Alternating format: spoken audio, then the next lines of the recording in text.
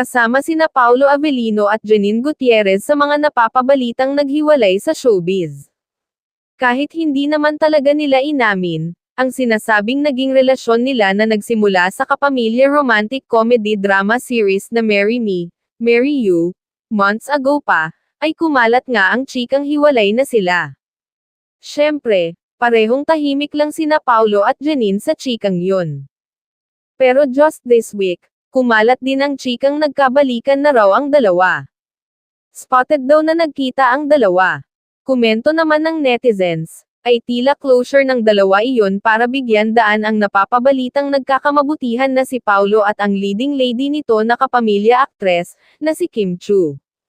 Nasa move-on stage si Kim ngayon sa ex-boyfriend nito na si Sian Lim, at hindi malabong mahulog ito kay Paulo.